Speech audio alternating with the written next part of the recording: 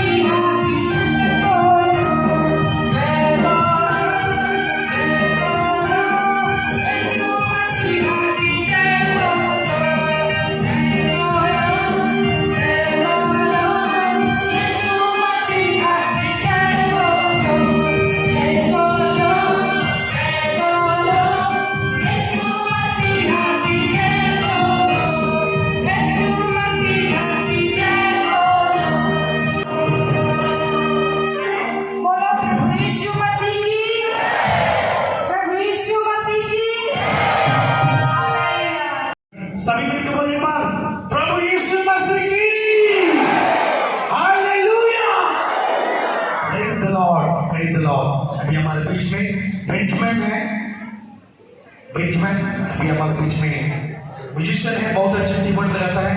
अभी इसी के मेरे सोचने से अच्छा मेरे भाई ने यीशु से मैं भटका हुआ मुसाफिर मेरी राहों में थी मुश्किल मेरे भाई है मंदिर यीशु से मेरे सोचने से अच्छा मेरे भाई है मंदिर यीशु से मैं भटका हुआ मुसाफिर मेरे राहों में थी मुश्किल मेरे भाई है मंदिर यीशु से मेरे माँ मेरे पिता गैरों ने छोड़ा अपनों ने भी ठुकराया मेरा नबी जिंदगी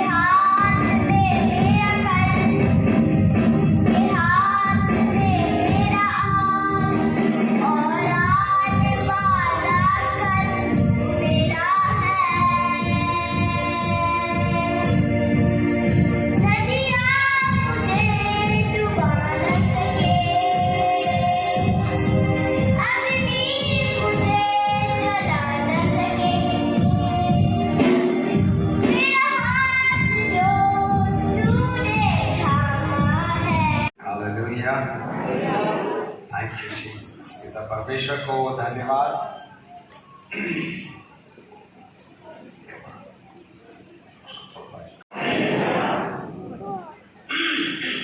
बोलो यीशु प्रभु की।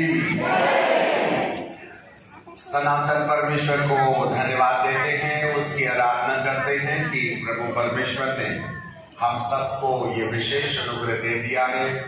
इस 3 दिवसीय आध्यात्मिक सम्मेलन के अंतिम दिन की अंतिम संध्या में प्रभु परमेश्वर ने हम सबको अलग अलग स्थानों से इस भवनालय में लाया और बीते 2 दिनों से लगातार हम परमेश्वर के हृदय में पाई जाने वाली बातों पर चिंतन करते रहे हैं।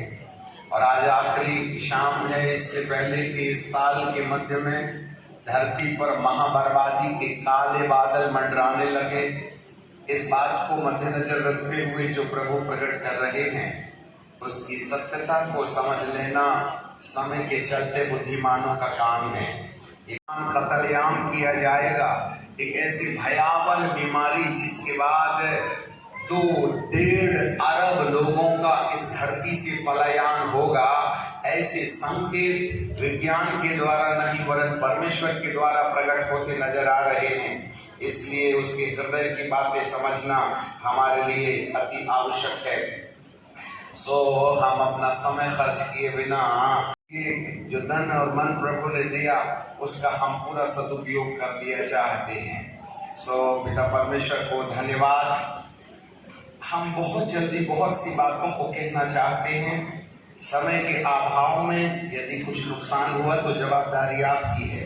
सो हम पढ़ते हैं 1 कुरिन्थियों की किताब और उसका 15वां अध्याय और उसका 19 पद में लिखा है, यदि हम केवल इस ही जीवन में मसीह से आशा रखते हैं तो हम सब मनुष्यों में अभागे हैं। यदि हम इस ही जीवन में, इस जीवन का मतलब पर जीना चाहता था। इसलिए प्रभु के क्रूस से उतरने के पीछे उसको क्रूस पर उतरने का शौक था। वो इस धरती पर जीना चाहता था। परंतु दूसरे नंबर वाले डाकू ने एक बात कह दिया, और वो ये है, मतलब मरने के समय भी उसकी दादागिरी नहीं गई। अपने गुरु के लिए खून के खौल जाने वाले प्रभु को अच्छा लगता है। कुछ दिनों का काम नहीं है प्रभु की सेवा करना। इस डाकू को देखो, उसको मालूम है हमारी तारीख आ गई है, और वो कहता है हम तो अपने किए की सही सजा पा रहे हैं, परंतु जो हमारे बीच में है उसने तो कोई गुनाह नहीं किया। फिर वो तो निर्दोष है ना। मरने के समय पहचान लिया, हम अपने किए की सही सजा पा रहे हैं। गिल्टी कॉन्शियस होना चाहिए हर एक व्यक्ति को अपनी किए की। यदि आपको आपके विवेक में अपने पीछे दिनों में परमेश्वर की व्यवस्था के विरुद्ध काम करने के वक्त आपका मन आपको चुभ नहीं रहा है, काट नहीं रहा है, तो आगे वाली सीढ़ी आपके लिए नहीं है। आगे बाइबल में लिखा है, दूसरे नंबर वाले डाकू ने कहा, हम बच्चों को शांत रखें, हम तो अपने थोड़े मिनट के बाद ये फुग्गा फूटने वाला है। ये तीनों जाने वाले हैं। एक नंबर वाला भी जाएगा, 2 नंबर वाला भी जाएगा, प्रभु भी जाने वाले हैं। परंतु यहाँ पर 2 नंबर वाले डाकू के हृदय के अंदर एक नया दर्शन आ रहा है, और वो ये है, हे प्रभु, जब तू अपने राज्य में आए। तीनों को मालूम है क्रूस में हमारे निपटारे की तारीख आ गई है, परंतु दूसरे नंबर वाले डाकू को ये समझ में आ गया है, मैं भी मरूंगा, ये भी मरेगा, वो तो मरेगा ही मरेगा, परंतु इसके बाद एक और राज्य है। Life before the death and life after the death. मृत्यु के पहले ये जीवन है, मृत्यु के बाद एक और जीवन है। प्रायः इंसान मृत्यु के पहले वाले जीवन को आधार बनाकर प्रभु के पीछे यदि उसकी अपनी आवश्यकताओं को जुटाने के लिए प्रभु से प्रार्थना और अर्चना करता रहे, तो वह 1 नंबर वाले डाकू की लिस्ट में आ जाएगा जो धरती पर जीना चाहता है। परंतु दूसरे नंबर वाले डाकू के हृदय के अंदर मृत्यु के बाद एक और नए राज्य की कल्पना आ चुकी है, और उसको ये भी मालूम है, ये जो मेरे बाजू में लटका है यही होगा जो उस मृत्यु के बाद वाले राज्य का राजा होगा। इस बात को पहचानने के बाद दूसरे नंबर वाले डाकू ने पुकार के कहा, जब तू अपने राज्य में आए तो मेरी भी सुधि ले। दूसरे नंबर वाले डाकू के हृदय में मृत्यु के बाद वाले राज्य की कहानी मालूम हो गई। अच्छा, तो निकट आ गया है। अब मरकुस की किताब के पहले अध्याय के 14वें पद में बाइबल हमको इसी आधार पर यूं कहती है, लिखा है, यूहन्ना के पकड़वाए जाने के बाद यीशु गलील में आकर परमेश्वर के राज्य का सुसमाचार प्रचार किया और कहा, समय पूरा हुआ, परमेश्वर का राज्य आ गया है, मन फिराओ और सुसमाचार पर विश्वास करो। बोलिए, मन फिराओ, परमेश्वर का राज्य। जोर से बोलो, परमेश्वर का राज्य। हाँ, मत्ती 12 में और 28 पद में प्रभु जी ने बोला, यदि मैं पवित्र आत्मा की सहायता से दुष्ट आत्माओं को निकालता हूं तो परमेश्वर का राज्य तुम्हारे पास आ गया है। इसका मतलब है परमेश्वर के राज्य के अंतर्गत चंगाई मिलती है, परमेश्वर के राज्य के अंतर्गत छुटकारा मिलता है, परमेश्वर के राज्य के अंतर्गत जिसकी शादी नहीं होती उसका इंतजाम हो जाता है, परमेश्वर के राज्य के अंदर जिसके बच्चे नहीं होते उसके बच्चे हो जाते हैं, परमेश्वर के राज्य के अंदर भाग गई पत्नी घर वापस लौट आती, खोया बेटा मिल जाता है, परमेश्वर के राज्य के अंतर्गत अमेरिका लंदन का वीसा मिल जाता है, परमेश्वर के राज्य के अंदर तुम्हारी नौकरी चाकरी मिल जाती है, चाहिए। परमेश्वर के राज्य के अंतर्गत यीशु तुम्हारे दिल में आकर तुम्हारे पापों को क्षमा कर देते हैं और तुम्हें धर्मी बना देते हैं। पवित्र परमेश्वर के राज्य के अंतर्गत तुम्हारी आत्मा में पवित्र आत्मा का निवास हो जाता है। परमेश्वर के राज्य के अंतर्गत पवित्र आत्मा हमें 9 प्रकार के अनुभव दे देते हैं, प्रेम, आनंद, मेल, धीरज, कृपा, भलाई, विश्वास, नम्रता, संयम। परमेश्वर के राज्य के अंतर्गत 9 प्रकार के वरदान हमारे जीवन में काम में आने लगते हैं। ये सब मरने के पहले लागू होता है, मरने के बाद इनका कार्यक्रम समाप्त हो जाता है। इसे परमेश्वर का राज्य कहते हैं। अपन उसी के पीछे तो लगे।